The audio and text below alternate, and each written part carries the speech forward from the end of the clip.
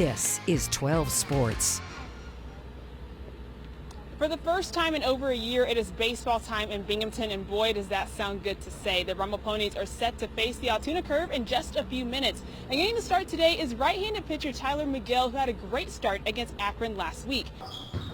Yeah, Nicole, the last time Maine and Johnson City faced each other was in the Section 4 championships last year, where the Wildcats got the best of the Spartans, winning 83-56. But like I said, that was last year, and this is a whole new year. The last time these teams faced each other was in 2017, and now Susquehanna Valley is in Class C.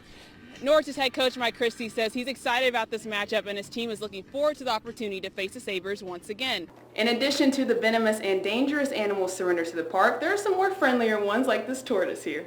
How can you not be excited for the first day of school? I'm here in the Windsor Middle School, and I'm also here with Windsor Superintendent Jason Andrews.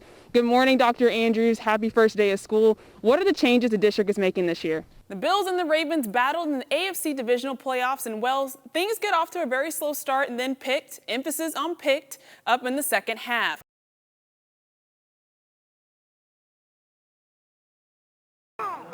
I told our kids on Monday, this is like Christmas morning for me. The Norwich Purple Tornadoes are back on the field, ready to set a new tone for the season. And we're just looking to build as a program to take that next step. Expectations are still high. This season, they're coming in with a younger team and have to replace 9 starters on each side of the ball.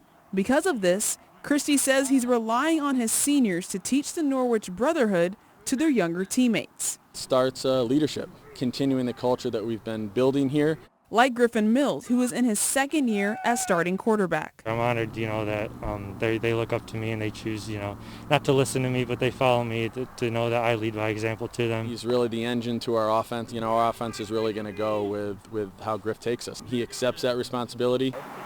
And center Joey Marvin, who Christie says has become the leader their O-line needed. I've been really trying to get them in the weight room and working out every day, and I'm just trying to work as a unit and help our backs and quarterbacks stay safe. He organized a lot of lineman stuff this offseason, and he's really become a vocal leader for us and somebody that not only the linemen can turn to, but our team can turn to as a leader as well. I was told by many seniors last year that I got to step up, and I took that to heart. Even though they aren't playing for titles this season, for Mills and Marvin, it's still important they play their hardest, not only for themselves, but for their teammates. It's still special to, be able to be out here. I'm just hoping we all work together and have fun this year. And I think once we come together as a team and the younger kids see that, then that's when I think we'll really start to take off. In Norwich, Robyn Hearn, 12 Sports.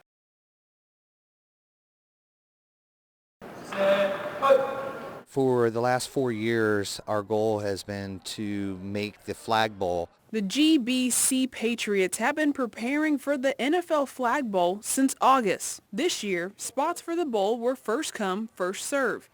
Luckily, the Patriots secured a spot. I'm pretty excited knowing there wasn't many sports going on. So no matter what hit us or came against us, despite all challenges, our goal was still going to be to make it to Florida. Cornell says one of the biggest challenges came in December when the dome at the Greater Binghamton Sports Complex collapsed after a record-breaking snowstorm. So not having a home base for several weeks made it very challenging for us as we were scrambling to find locations.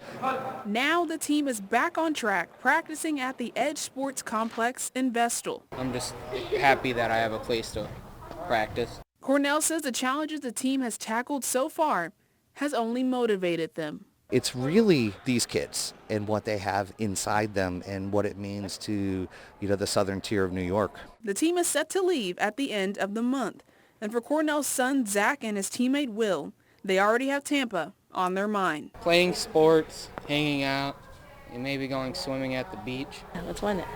In Vestal, Robyn Hearn, 12 Sports. The silo it's part of me, it's part of my family, it's part of my staff. After 48 years in the business, the Silo restaurant owner Gary KURZ says it's time to retire. My wife retired in June, and I just started thinking more and more about it because people kept asking me, when are you going to retire, for the past 10 years? And I say, I have a great exit strategy that's called death. The Silo has been in KURZ's family since his parents bought the restaurant in 1973. My mother talked my father into selling our house in New Jersey and buying this. And they thought if it didn't work as a restaurant, it would be a great home. KURZ says it was a tough decision to put the restaurant on the market. I love the people. I love my customers. I've got great people, and they supported us through all the tough times, even when I had a fire in 1985. And a part of this support system includes longtime customers and friends, Marge and Jim Johnson. Jim and Gary have known each other since 1982, and the two have created a lot of memories sitting down in the silo. My favorite memory is this Tuesday night. If you asked me last week, it would have been the Thursday night before. And even with their friend retiring, they're happy to see him take a break. He's worked very, very hard for too many years.